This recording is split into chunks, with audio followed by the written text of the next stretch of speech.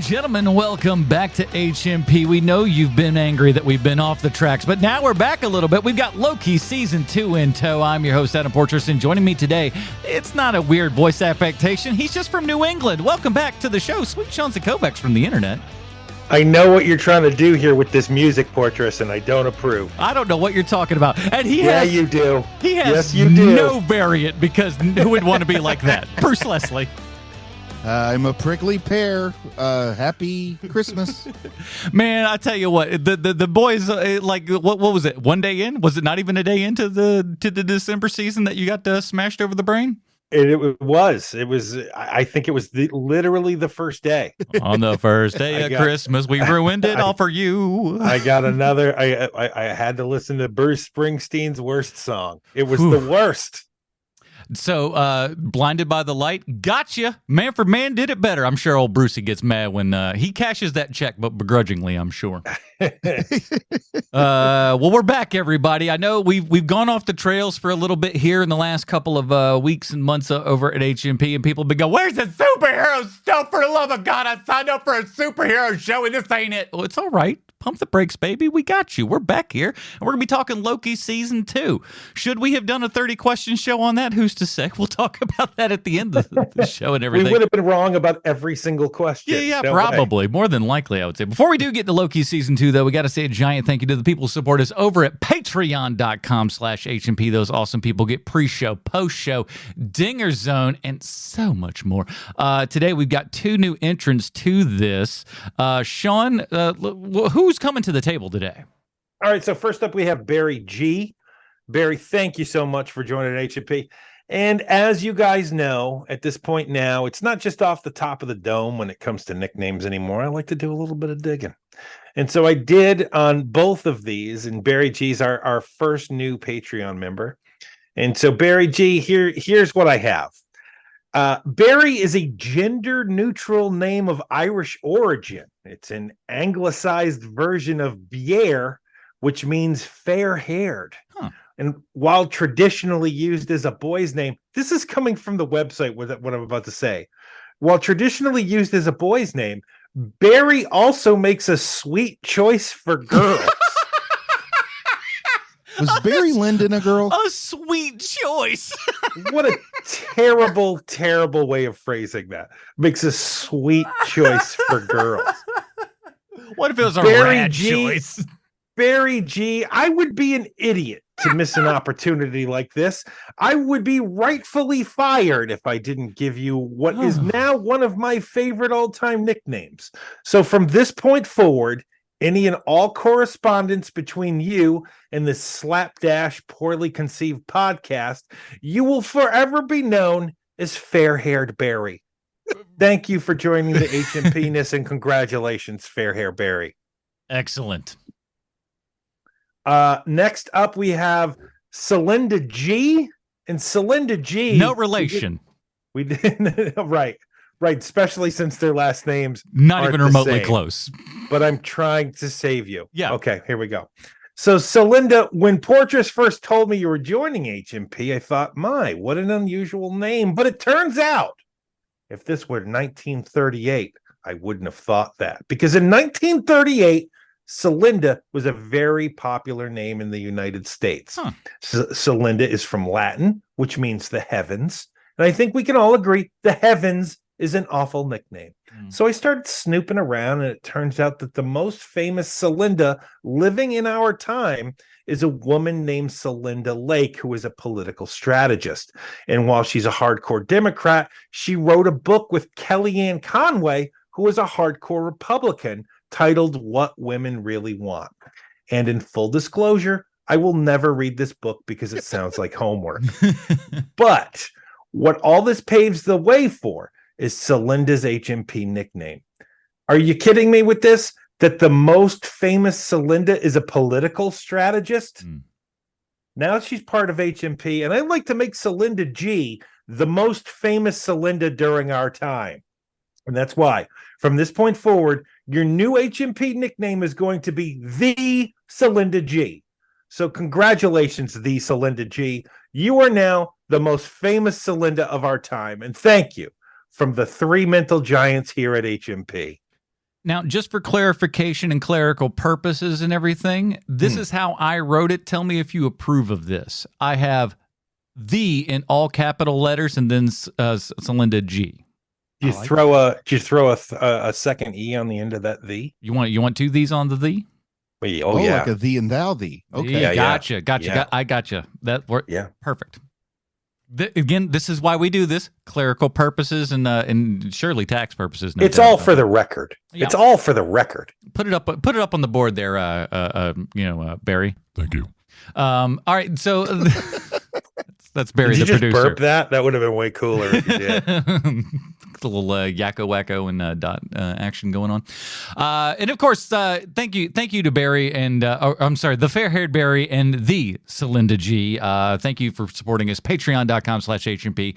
Whatever number that you feel like this show is worth. If we didn't show up in your inbox here on a Monday, how sad would you be? Put that in a dollar form, send it our way. Get more content at the exact same time. We love you. We love you. We love you. And if you can't do that, go to the iTunes, man. Drop us a 5-star review, aka Humdinger. Oh my word! Humdinger. I got scared for a moment. I was like, was I supposed to do it again? I thought I got a week off. I was putting my dog up on the couch. Sorry. Get over here, you little jackpot. All right, so this is we don't have this too often, but let's do this, boys.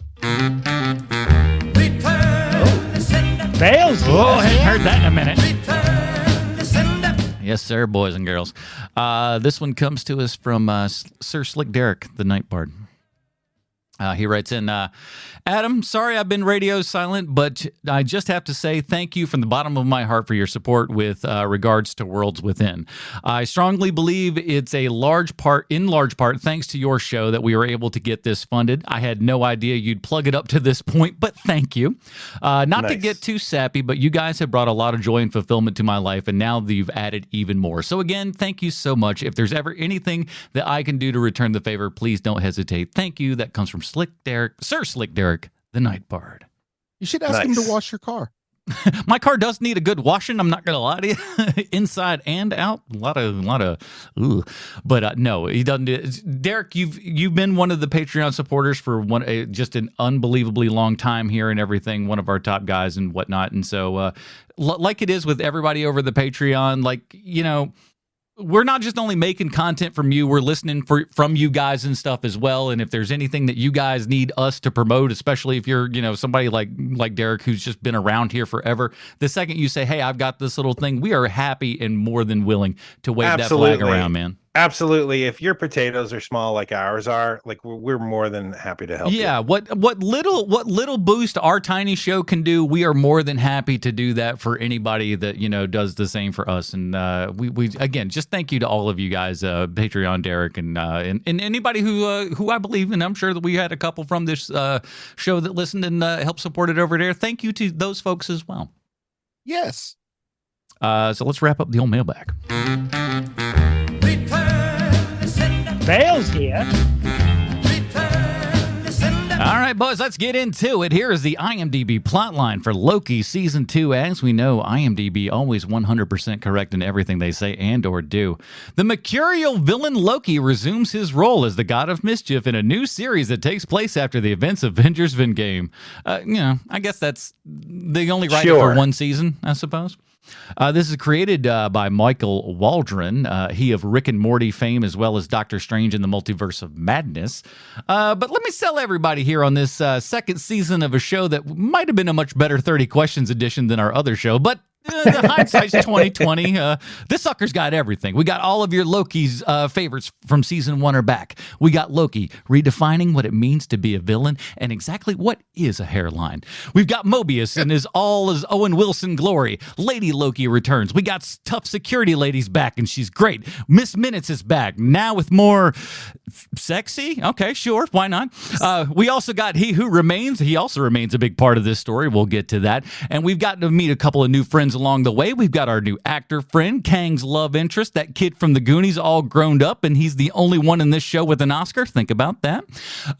We're still riding on the multiverse, and this show seems to do it better than most of the other Marvel properties these days. We got branching timelines, glitching out, squishing people in a box, something I call spaghetti explosion.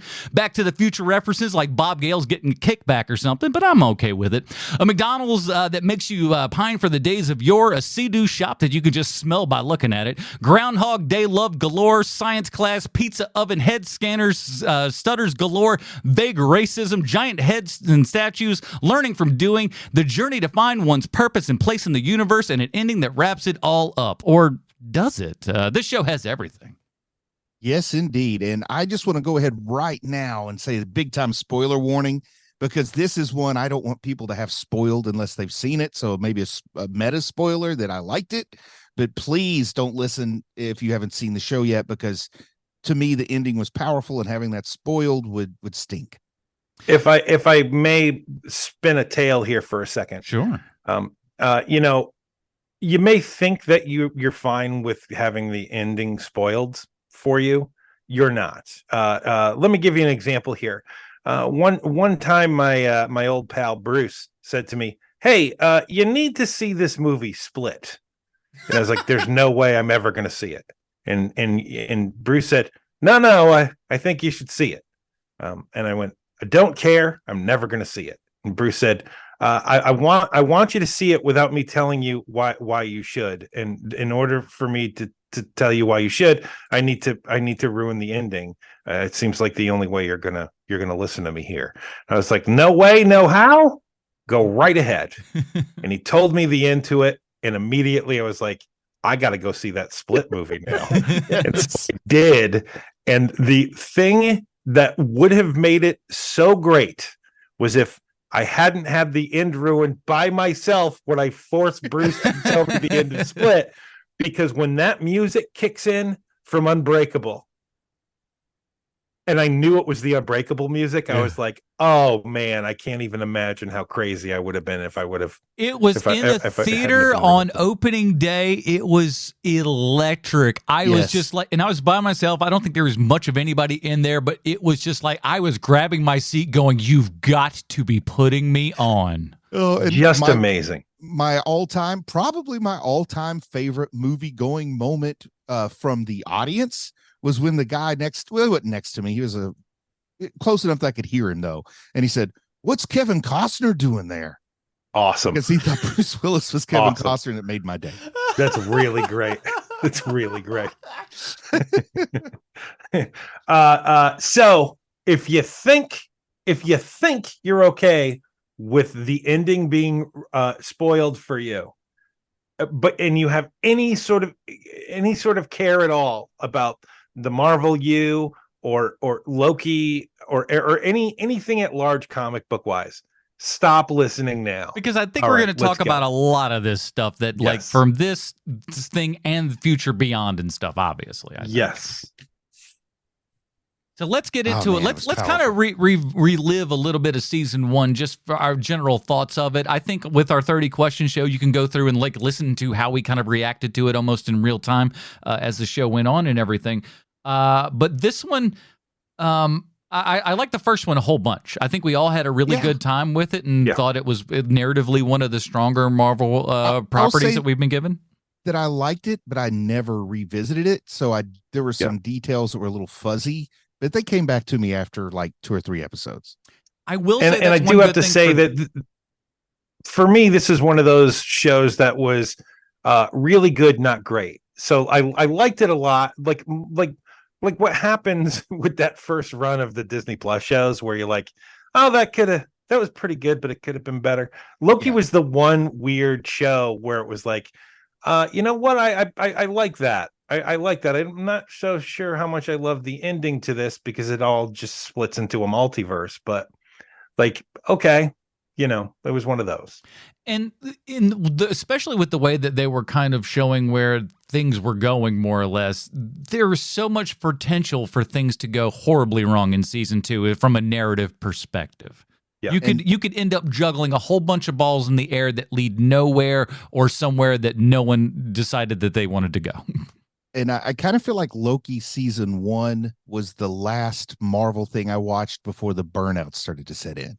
Yes. Mm-hmm. Yep. Agreed. Because, and again, it was one of those things that, like, I think one of the strategies, and I feel like you had to come to this strategy if you were Disney, though, is to, have just as much crap out there as you possibly can as quick as you can, because you want people. That's when Netflix started to soar, when it started to get a lot of its own original programming and stuff, and Disney goes, oh, we'll just do that exact same thing, but we got Disney money, so we can just start flowing this stuff in there, not necessarily always giving the time, care, and attention to those things that perhaps they might have needed.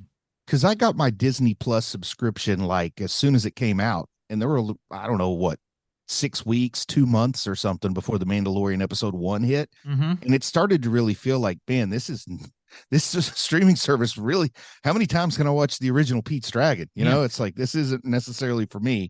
And then finally, some new content came out, and then I thought they need to be doing this every month. And then they started doing it every month. And I was like, why so much?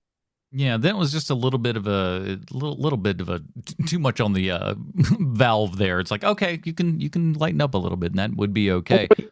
You know what it would have made it okay is if they did what they did in the first place with the Marvel movies, where like, maybe you saw Iron Man, right? Maybe you saw Iron Man 1 15 years ago, and you were like, you know what, that movie was great. I don't need to see anything else. And the next movie you see is Avengers. Yeah. You can watch Avengers and still, for the most part, get what's going on. Yeah. That stopped being the case for everything Marvel. Yes. I would say around Civil War, like Iron Man or Captain America 3. Mm-hmm. That's being the case. And so nothing is standalone anymore. You have to know everything about it. And then and the really eye roll inducing moments with Marvel is when they're introducing to you a concept or a character that's like for 30 seconds, and then that thing goes away, and you're just like, you know what, guys, like, enough of this. Like, can we just have a story that's just a good story for once? Yeah. And maybe, don't just introduce a character because it's a character with a familiar name. Like, if you don't have an idea for it, let's not burn that character, because I feel like they've burned a few. I agree. It could have been better. Yep.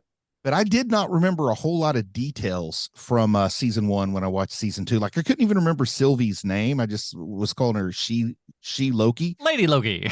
Yeah. And then, I was pretty sure she didn't have bangs in season 1 because she looked really different to me when we first saw her with the bangs. And also, I forgot just how much I like Owen Wilson as Morbius. It's my favorite Owen Wilson role.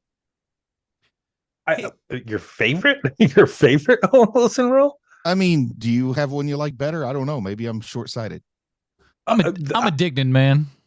I would say we all know that Custer died. We all know that Custer died at Little Bighorn. But what my book is supposing is maybe he didn't. That's my favorite Owen Wilson character. But what character is that? I don't know if I've seen that one. I can't remember the character's name, but it's from Royal Tenenbaums. Yeah. Oh, I like. Yeah, he painted his face, drug addict. Yeah, it's okay. He's got a pair of child's underpants framed on his wall for some reason.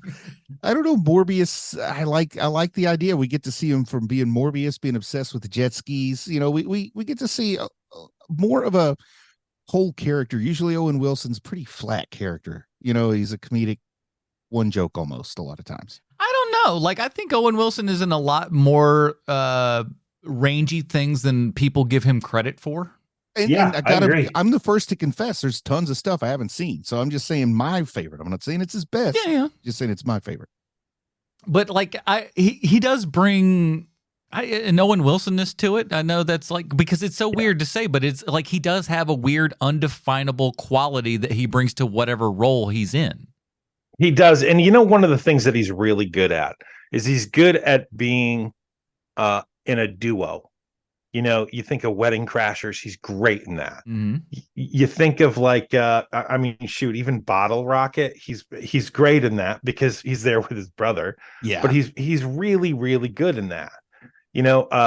Even something even something as well, it betrays what I just said, but even something like him as the voice of the car in Cars, Mhm. like he's really good in that role because you like he conveys more than the words on the page. Was he the voice of Heat Vision? No, Yes. Okay, that might be my Yes. favorite role. Oh no. No, but has he done anything episodic other than Loki? I mean, I'm not counting Heat Vision and Jack because it only had one episode, but maybe And part it's of why I fake. like him is I'm getting to spend more time with this character. You know, I can't think of him on. I'm not. Not to I'm any of my look- recollections off the top of I'm my looking. head. I'm looking on IMDb here. I'm not seeing anything that's episodic. I know Luke was on some episodes of Stargirl, so I got to see him in an episodic role, but maybe this is my favorite because I'm spending more time with this character. But and the cool part is, and one of the things that I think you might like about it, Bruce, is from this character aspect is like, you know, we get into the point where they're taking not only him, but all the other people from their particular timelines and stuff, and then bringing them to the TVA. And that's always why I like that idea of like they have these kind of remnants. You don't know why Mobius is into jet skis. And then we kind of find out that, oh, the guy that we took him from forever and ago, sold jet skis and whatnot. I love it that they finally closed the loop on that and answered that question. And, that's some of the clever things that are done in this season 2 that make me like it. I like it that it feels to me like they had a plan for season 2, even though I don't think they did. Like, because all the words on the street were that it was going to be one and done, season 1 of Loki. And then it was real popular. So then they tacked on Loki will return at the end of the first season. And then it just so happens it worked out really well. I think you're right on that, Bruce. It feels like they got really lucky because the director of the first season or showrunner was basically like, look, we have enough ideas for a second season, but that's literally going to be it. Like there will not be a third season of this. And he said that up front. And so, hey, let's push for more Loki. And so they did. And man, I'm glad they did, because this is the first thing since Guardians of the Galaxy with Marvel where, and for a very long time, I've just been like, well, they're spinning wheels. Like there's literally no ideas. There's no like no one is putting their best into this thing anymore. I can't quite tell when it started, but there was a point when I was like, oh, I'm Phantom Menacing these movies. I'm pretending to like them. Yep. Because I don't want to admit that they're going downhill. Yeah. I mean, was really not alone in that either, because a lot of bad movies were getting 85% on Rotten Tomatoes. You know, I think that with the exception of Guardians of the Galaxy, which I think maintained a level of artistry, this is the first thing where it's like, oh, somebody is behind this who genuinely, honest to God, cares about what they're doing here. Like they're not making product, they're making an actual, they're making a story here. And at the same time, too, it also, but yeah, it does. Like, well, it feels like it's doing that, and it's also trying to fix problems that it feels like it knows that Marvel has right now, which it does. It has these problems that are going all over the place, and we need to kind of right the ship and stuff as best that we possibly can. And like now, I didn't get that feeling. I felt like one smart thing they did is they just focused on Loki and Loki's story. Yeah, but maybe I missed some stuff. Well, the big I'll thing be with the first to admit I can miss the stuff. big reason that we're really focusing on Loki, and especially because this is all time travel and everything. Loki is the audience at this point because we're following him because he's the only character that we kind of can follow within this. Because if we follow anybody else, we're going to end up off the track and stuff. So, but we need to know what Loki knows and the amount of time with which he knows it. So he's the only character that we can follow in this story. Yeah, that makes sense. Can we go ahead and talk a little bit about Ouroboros, the character Obi Ouroboros? Yeah. Because, I mean, that gets introduced right in the first episode. And my first question is, do they cast Ki Hui Kwan is how I think his name is pronounced. If I'm wrong, I apologize. I'm not trying to be funny and doing it wrong on purpose. But I say Ki Hui Kwan when I say his name. I know it's not Hui. Well, I'll call him Short Round sometimes too, but I'm not doing it to be diminutive. It's just what I remember him as. Get it. Right. But anyway, do they cast Kwan, I'll just use his last name because I know I'm saying that one correctly. Do they cast Quan in this role, if not for Everywhere, Everything, Everywhere, All at Once? No, not even. No. No. Because boy, this is kind of a similar idea here, the traveling between timelines and stuff. But boy, I'm glad they did, because I like this guy, man. And when I first watched the episode, when it first came on, I didn't have a real good view of the screen right at first, and I thought, man, they got somebody that looks just like a younger version of Quan there. And then I was like, wait, man, that guy's aged so much better than me. That is Quan. But he looks younger here than he did in Everything, Everywhere, All at Once. He looks amazing in this show. You're just like, this guy's what, almost 60? 60? Yeah. Getting close to it, if not. Maybe 55. I don't know, man. He's over 50. We know that. I know he was older than you think when he was Short Round. Yeah, probably because he was a short kid. But did you notice his belt? I didn't notice his belt. It's the little Goonies belt? It's the little Goonies thing. This little belt from the Goonies. It's great. If it had a camera that came out on an accordion arm, I would have loved it. But I didn't even notice that was the belt. But boxing glove. And when I was watching this, I had this thing where I could not remember the name of Everything, Everywhere, All at Once, because I was wanting to write a note about that, and I kept calling it Life, the Universe, and Everything, which of course is not the name of the movie, and it was killing me that I couldn't remember the name. Sounds like a Terrence Malick movie. Yeah, that does sound like a Terrence Malick movie. It's what 42 is. It's the meaning to life, the universe, and everything. There you go. That makes more sense. You just don't know the ultimate question.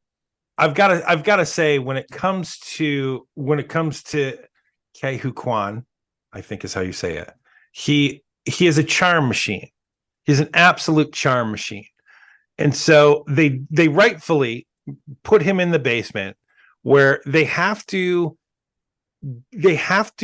explain concepts to the viewer, to the dummy like me watching the show, in simplistic ways where they're basically cheating information to you. And they do this in a bunch of different ways with this character, and then later on, even in the first episode here, where yes, we're going to be time jumping, we're going to be doing a whole bunch of different things, and to let you know where you are in time, if you're paying any attention at all, where Loki is, because he keeps hopping, and it was, I thought it was so deftly done, because he's basically Basil exposition. Well, in the show, Obi is, and the way he's getting things across, because you just like this actor and therefore this character, is that they're like, okay, say this thing, like, okay, now say this thing so that we don't have to explain it for 25 minutes. So are we at a point now where everybody watching this show knows what Ouroboros means? Like they know the meaning behind his name? Bruce, let me tell you something.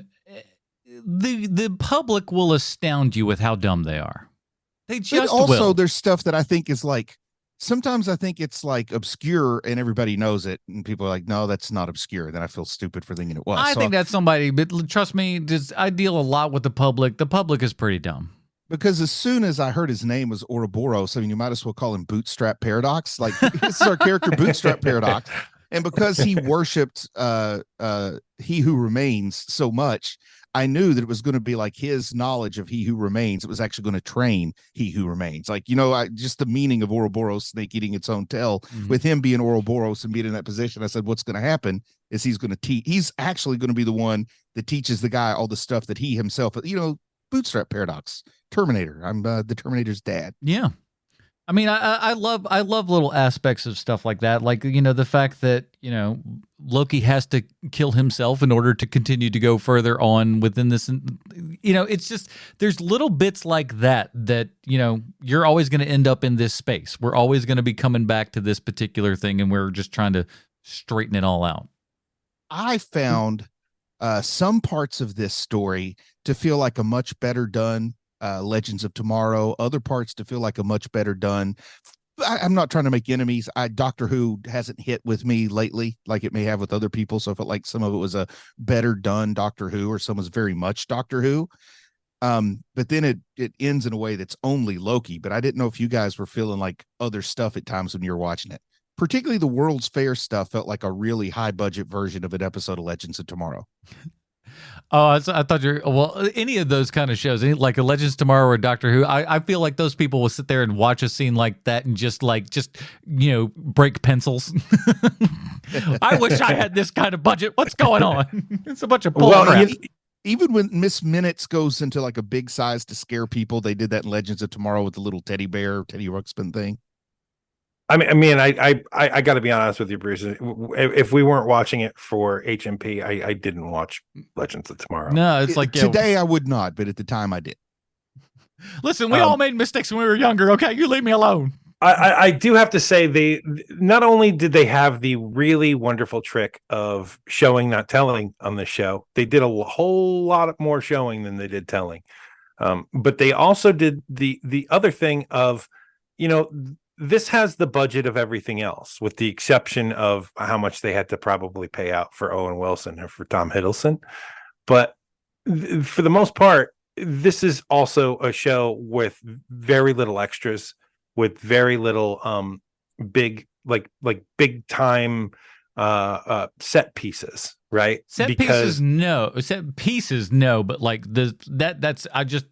maybe you're going down this alley, but like one of the things that it does do, like while you are correct, it doesn't have those things.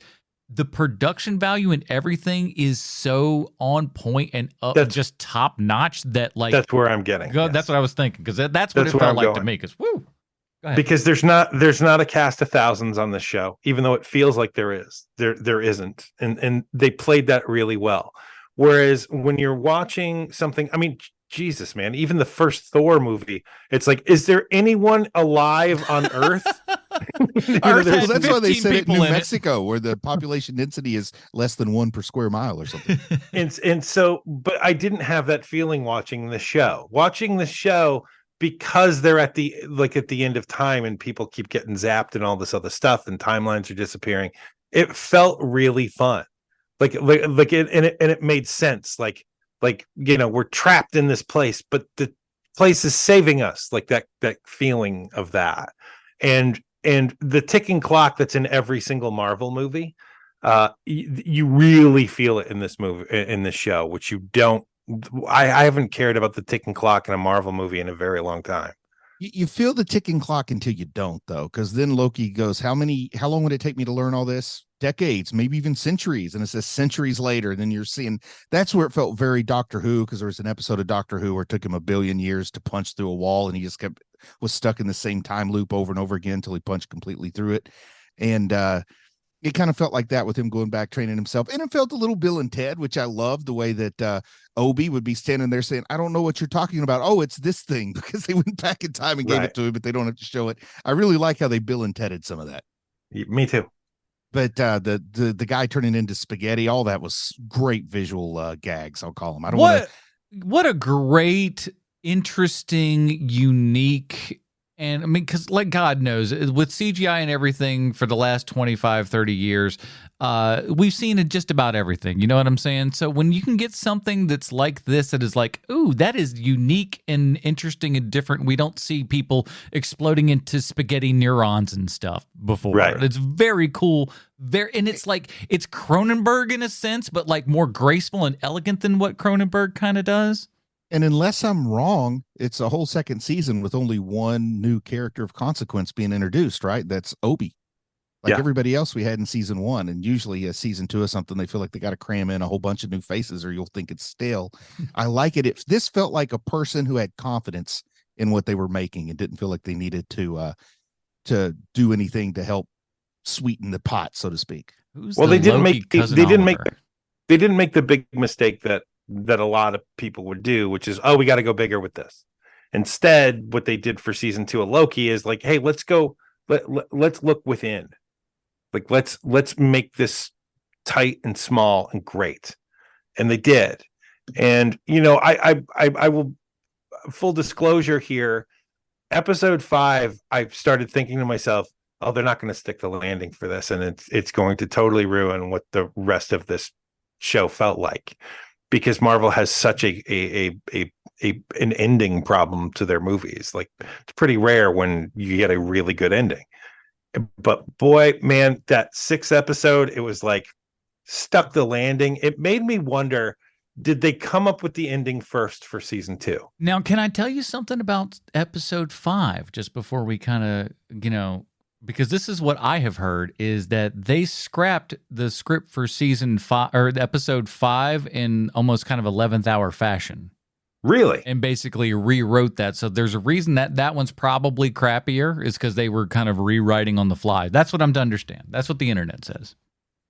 And I didn't watch episode 1 until the whole series was complete, and I'd gotten feedback. This is something you need to watch. Like I didn't even toy with the idea of watching it in real time. So even when season 5 was starting to episode 5 was starting to drag a little bit, I still had confidence that it was going to end well because I'd been told it ends well.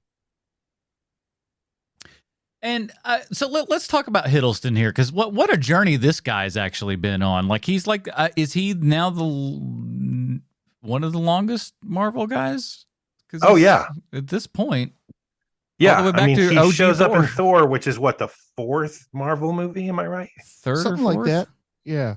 Something, yeah, or one of the early ones there, and so he's rocking a good almost 15 years on this bad boy. And he was the bright spot in a less than stellar movie, so I think that solidified who he was, and was so popular with the fans that he becomes the villain in the Avengers movie. I mean, that's awesome too. I almost go so far as to say, without the gravitas and what he brought to that role in Loki, perhaps Thor doesn't take off like had that potential without him that it should have had. Because I don't know that it does. It's the thing that Marvel did correctly during that one span, right? Because like Iron Man 2 had come out and nobody liked that movie. And then like they had made a bunch of not stinkers, but a bunch of movies that weren't well received. And then Marvel course corrects where they're like, oh, Thor is actually the actor who's playing Thor is really funny. And it turns out that Tom Hiddleston actually he commands a room when he walks into it. Let's lean into that. Yeah. Like things like that. Now, famously, Tom Hiddleston was cast as Loki because he auditioned for Thor. Right. What is a world like with Middleston as Thor? I think that you get better Thor 1 and Thor 2, but there's no way you get the Thor 3 that we got. You don't even make Ragnarok. Well, you wouldn't have in that, but the point would be that you wouldn't have to pivot to that on account of those first 2 movies. Because let's be honest, that's where like they had to change course in order for Thor to be successful. Yeah, they had to realize who their lead actor was. Yeah. I mean, they had And to so embrace if it was banging Chris right off the Hemsworth bat as Chris Hemsworth and not try to make him another Chris Evans. Let me dye them eyebrows, boy. Come here. But back, I guess, to the season 2 here. What did you think of Victor Timely and Jonathan Majors? He made some decisions with that character and that performance. And I don't know, do you, I love the hair. I don't know that I like the speech pattern. Well, that was one of the things that Adam and I spoke to before you were watching it, is that, he's turning into one of those actors where everybody he plays has some weird tick. You're like, that's a choice. He's moving towards Crispin Glover territory. More so Benicio del Toro. Yeah. Yes. Oh, perfect. I didn't even think of that. It's Nailed definitely it. Del Toro, where it's just like, I'm sorry, I don't even think you're from planet Earth, much less any particular country or region. No. You're not even human. And I have to ask this question with Jonathan Majors, because I've liked every single thing he's done as an actor. He's great in Creed 3. He's the best part of Creed 3, really. And I like everything he's done at Marvel. I even liked that HBO show that fell off a cliff after the first 2 episodes, Lovecraft Country. Mm-hmm. He's even good in that. Like all throughout it, he's good. I think it's that role that really brought him to prominence, right? Yeah, I think so. But here's the issue with him, is that Disney is not a corporation that takes too kindly to you have extracurricular problems. They do not like having to deal with any of that. So the fact that he's still here, the fact that he's still in this role, they're probably not going to recast character at this point. Now, I don't know if Here's- you've heard this. Hold on, I got some possible we may be insider saying information. The same thing, so I'll be quiet and listen. Okay, because as is as is sort of maybe been uncovered by the internet, there may be something within Jonathan Major's contract that says only he can play Kang. Oh, wow.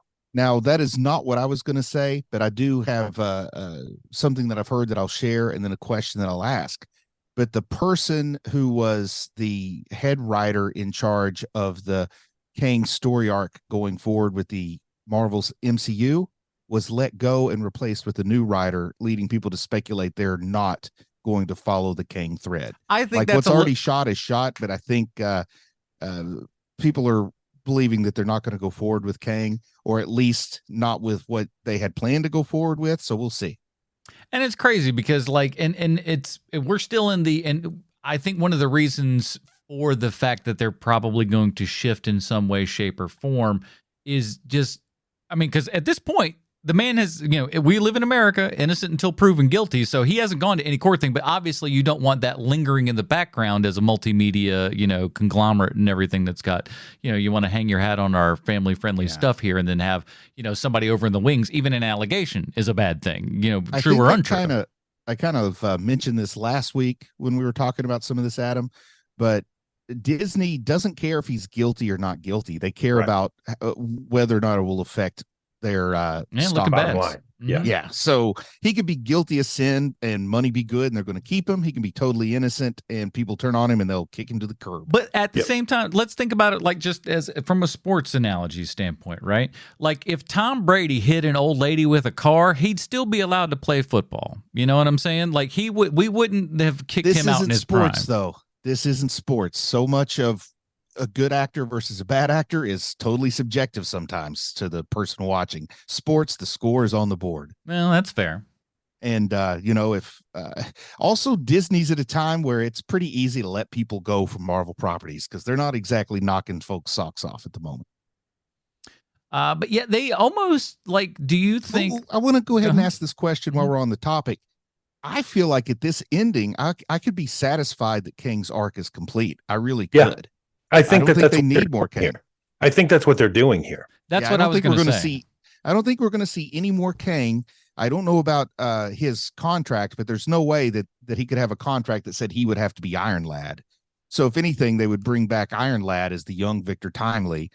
If you're familiar with the Young Avengers, that's who Iron Lad is. So they could still have the character only with a 20-year-old. I think that because we hear Mobius talk about they had like a 616 adjacent problem, and you see his He Who Remains his face on the folder there and everything. From the sounds of it, it sounds like the way that they're setting it up is you're right. We're gonna have no real more Kang stuff because they've more or less said his variants and stuff, we're keeping track on all of those people and stuff, so it shouldn't be a big deal, more or less. That's kind of what they say at the end of the episode. Like, we're kind of tracking those other guys and stuff, so if ever that comes along, it's not going to really be a big deal because we know where all of those people are. It feels like they're very slogging it off. In the interest of time, and plus feeling like we're kind of bogged down just a little bit, can we move to that ending and talk about you don't need Kang because now we've got Yggdrasil. All right, let's go.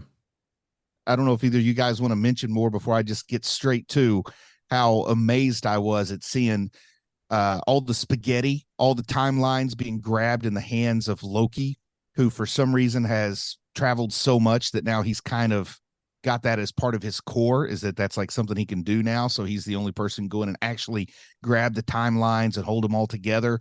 And then when I see him coming up and then it backs out, I was not expecting it to make Yggdrasil. And they haven't talked about Yggdrasil really at all in the Thor movies so far.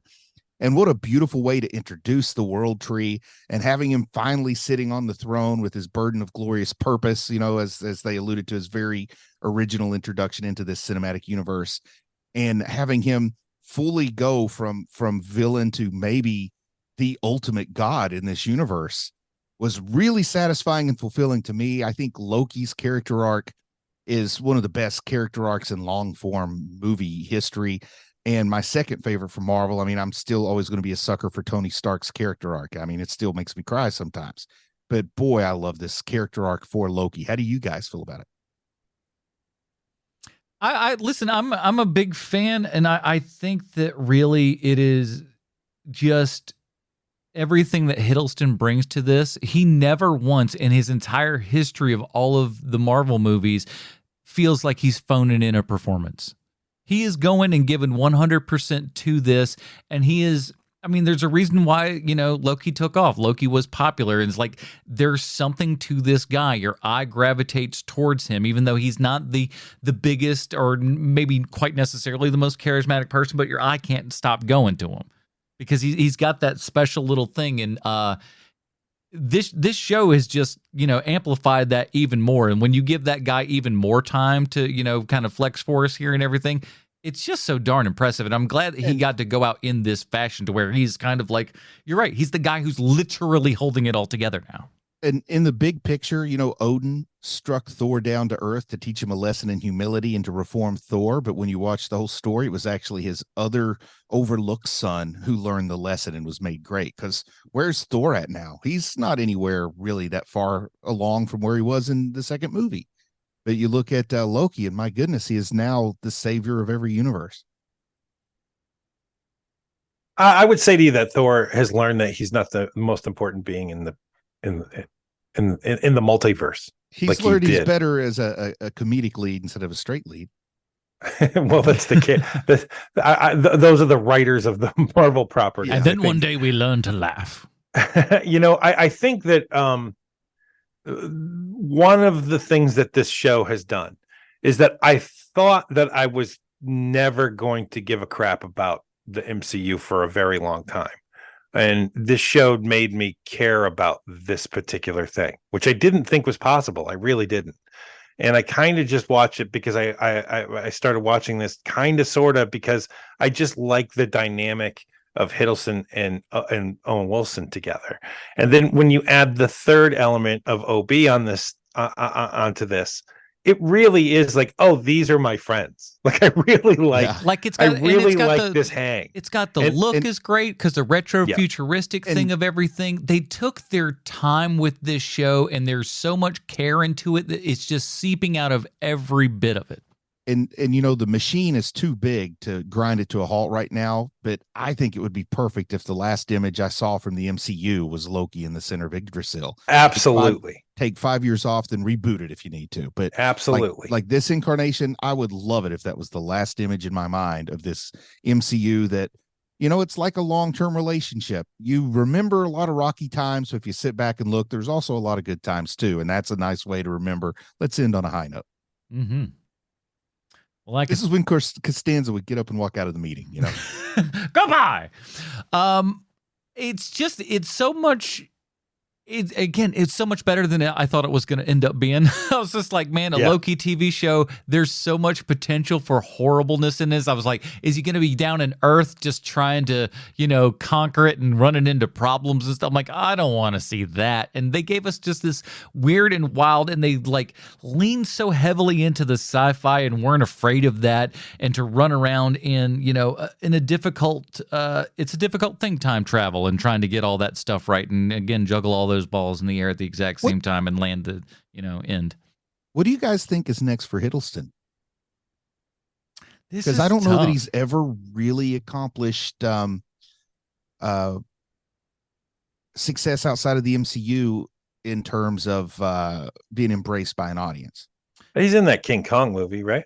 Yeah, he's good. He's good in that. Case in point. He was in the Hank Williams thing where he was real good in that. The movie itself is like it's all decent, but he's real good. I didn't even know there was a Hank Williams thing. So that's back to my point. Yeah. Like, what's next for Hiddleston? Like, because he's so good as Loki, I think of him as like really high, and he's not going to take just anything that comes along. But also, if you look at what he's done non-Marvel, he seems like he's not necessarily super picky about what he takes.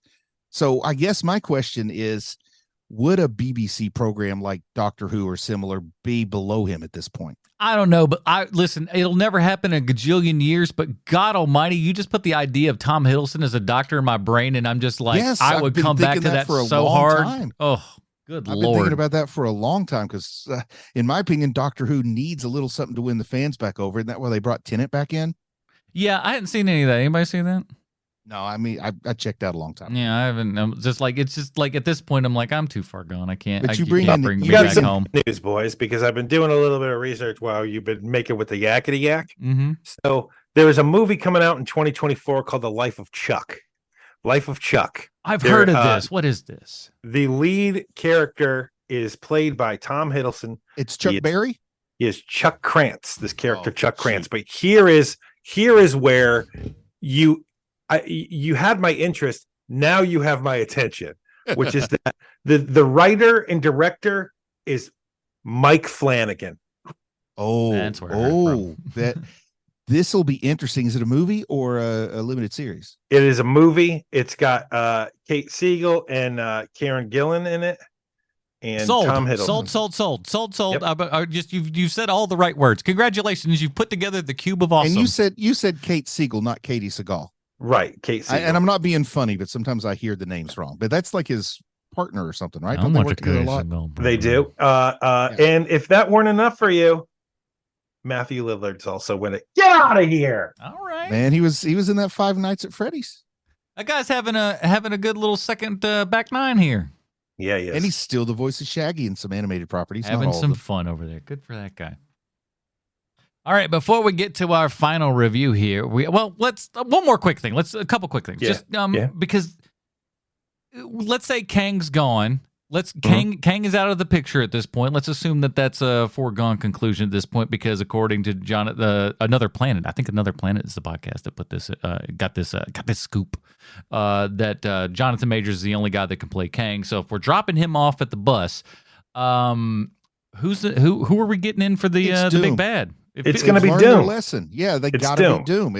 There's nothing, there's like this idea that I ran across when I was writing my first book and getting advice and stuff. And people are like, if you hold back your good ideas for book 2 or 3, you'll never get a book 2 or 3. And I think Marvel's like, okay, we cannot hold back Doom any longer. We got the rights. We need something. We're losing them. Doom will bring him back in. And Doom is the a person who easily could have the gravitas to take over a Kang type of plot. And, Kang and Doom, both big time enemies of the Fantastic Four, but it's got to be Doom. It's going to be Doom, and the other big bad that's still floating around out there is Magneto. He is going to be coming back, and it's going to be probably fairly soon after the Doom arc ends. But you can never play Magneto as a straight villain now. Because Sure he's you just can. a little too sympathetic now. No, we'll see. We'll see. I'm willing to stand corrected, but I just don't think that with what's happened to that character, both in the comics and on the screen, that you can ever play him as a straight villain. He's a person who's been deeply hurt and is striking out, but he's not a straight villain anymore. I think that you can still play him the same way that that Michael B. Jordan was in Black Panther. Yeah. I mean, he's clearly a bad dude. He just has. He's got a He's lot of not all the way charisma. By the way, what a mistake to kill that villain, because that Man, villain no- actor combo could have come in handy. No kidding. Oof, would have been a good one. All right. Now, before we get to our final review, we have to find out how this, possible end to Loki and his series relates back 1-to-1 with Sylvester Stallone. Why, thank you, Adam. I have a prepared statement. Oh, Hello, Mr. Stallone. Tara Strong is the voice of Miss Minutes in Loki. And if you like any cartoon at any point in the last 20 years, she's worked on it, including 2 favorites within the House of Kovacs, Timmy Turner on Fairly Odd Parents and Bubbles on the Powerpuff Girls. But she has over 757 credits to her resume, which means she's probably in voiceover booths more than people who actually work there. Hey, Tara, do you know where we keep the wind socks? But the reason why she's today's Stallone connection is because just this year, she was the voice of Mainframe in Guardians of the Galaxy Volume 3, which also boasts the talents of you, Sylvester Stallone. yeah. She has 16 credits in 2023 alone, including a stint on something called Baby Shark's Big Show, a show that I think is probably based on the song that every man, woman, and child has heard on YouTube. It's part of the Nick Jr. lineup. And for reference, I went to the best place for insightful, thought-provoking reviews, the IMDb user reviews page. Someone whose username I won't say, because it's probably their actual name, has written a review entitled, "Oh God, Please No." Hey, that's the name of my autobiography. They write, "Baby Shark is a terrible song, and I hate it so freaking much. It stinks. It stinks. It's a terrible song. It sounds horrible. Only drooling babies like it. The song absolutely stinks because it's garbage and it stinks, and it's stuck in my head. It drives me crazy. I can't take it. I'm going to go insane if I hear Baby Shark one more time." And even worse, my band teacher made this dumpster fire of a song for our pep band song, which means we have to play it for football and basketball games. And I think the band and I should go on strike because the song is terrible and hell to play because it stinks and the show stinks and the toys stink and it's all just a desperate cash grab. And I know this is a huge run-on sentence, but I just got to express that this song and the show absolutely stink because they're so terrible and cringy and annoying, and it deserves to be canceled because the songs stink. 1 out of 10 stars. Well, thank you, name I've withheld to protect you from yourself. Looks like I dodged a bullet because me, a middle-aged man who was about to watch a show on Nick Jr. for my own fun, but now, not so much. No way. And thank you for your time, Mr. Stallone. This week's Stallone connection is voiceover superstar and former roommate to Nev Campbell before either was famous, Tara Strong. That's a true story. Huh. I hope to hear from you soon. Your pal, sweet Shanzi Kovacs, the Hartford Hellion. Oh, I like the new nickname. Thank you. Oh, man. She's got to be a bit older than Nev Campbell, I would think. Yeah, she is exactly 50 years old.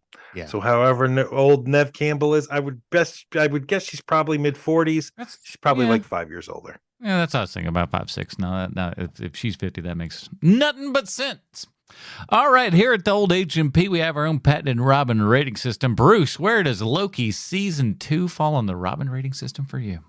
One thing I have to do is kind of like brace myself to try to give it a rating that's not like, oh my goodness, everything else has been so bad and now this isn't bad, so there's a knee jerk to overrate it, you know? Yeah. But it is really, really good. I do think for me, what makes it so good, though, is the strength of that ending, those final images when Yggdrasil's being put together. My mind's blown because I totally wasn't expecting that. How did I not see that all along? I didn't expect Yggdrasil to show up in this show either, but when he did, God almighty, it was amazing. So it when something lives so strongly by one image, that image is a Dick Grayson, but I think the show's a Tim Drake. So I'm going to give it a Tim Drake. Interesting. Sean? I'm giving it a Dick Grayson, and to hell with what you just said, Bruce. I think that this thing did something that I didn't think was possible, which I thought I was going to have to put some distance between me and the Marvel Universe in order for me to give a crap about it. And this show took 6 episodes to make me go, oh, wow, this thing can still be great when done correctly. If you do it right, it can. And I be think great. that half of the deal with this show is that, you know, I know that in your head it's the last image, Bruce, but for me, it's that it kept happening. Like image after image after image for me are stuck in my head. Like when Owen Wilson puts skin and in the dust on the computer monitor. And so when Loki jerks himself out of time and is there later, you see it on the computer when there's no one there. And you know, oh, now Loki has jumped to the future because you see that it says skin on the side of the computer. Like it's stuff like that. I even missed that. So good for you to catch it and point that out to me. It's pretty. It's so well done that there are like just him in the at the World's Fair, like all of that World's Fair stuff, all the Miss Minutes stuff.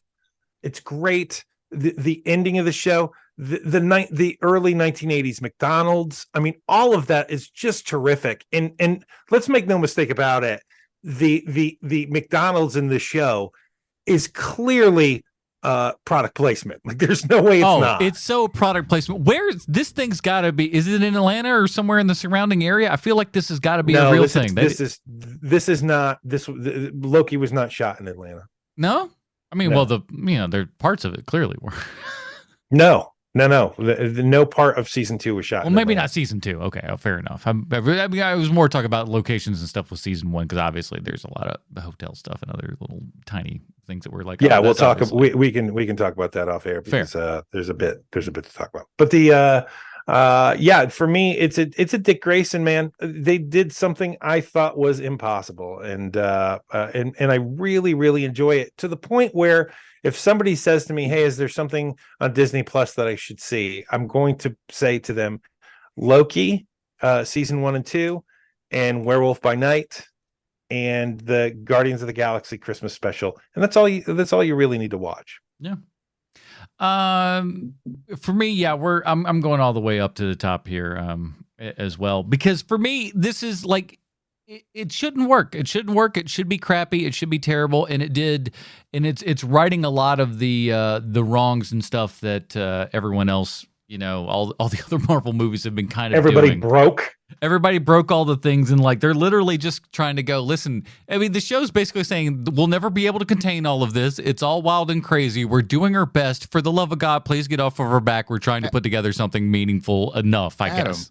I got a question for you. Mm-hmm. Did you watch Loki in real time, or did you watch it later? Mm-hmm. Okay, because I think that I may have liked it better if I watched it in real time, but I already had expectations set pretty high before I watched it, and that might be part of why I'm a level of Robin below you guys too. It was legitimately a surprise for me when they stuck the landing, Bruce. It was like, holy crap, they did it. Yeah, Dick Grayson. Yep. Good stuff. That is it, everybody. We'll talk about what we're doing next week in a moment. But Bruce, what strange fact do you want to let everybody in on this week? Well, I just want folks to say thanks to the folks who went and watched the Werewolf Fighter trailer last week after I mentioned it. It's still there on my YouTube channel. If people want to go watch the Werewolf Fighter trailer, hopefully I'll get that thing wrapped up and be able to share it, before too awful long. It's still got a few things to do, but thanks everybody who went and watched the trailer and said they're looking forward to it and gave it a thumbs up and stuff. Excellent. Sean, they with Derek putting together his Worlds Within and everything, we're at some point we'll figure it out. It's in the future a little bit, but we just want you to get your head around it at some point. We're going to put together some sort of RPG campaign for us with all that Worlds Within stuff that they've got going on. So I'll just put this out here. I think it would be nice to put it in the nerd spawn setting. Oh, okay. and I could play Adam. Adam could play Sean. Sean could play Bruce. It would be kind of fun that way. We just play each other. That's hilarious. Everybody's doing the voices. We'll see. But next week, we're going to be talking Gen V, the spinoff show from The Boys on Prime right now. So they're getting us a little primed for The Boys Season 3 coming up soon. So we'll be checking out Gen V and catching up on all that. So for those of you that have been saying, hey, you've been getting off all the comic book stuff all the time. Well, we're getting back to a little bit of it. So just calm your horses. We're okay. That is it. I think most people enjoyed the break as much as we did, to be honest. I hope so. That is it, everybody. Join us next week when we're talking Gen V on Prime. For Sweet Sean's and Kovacs from the internet, Bruce Leslie, I'm Matt Borges. Stay super, everybody. Bye, Marty and Edie.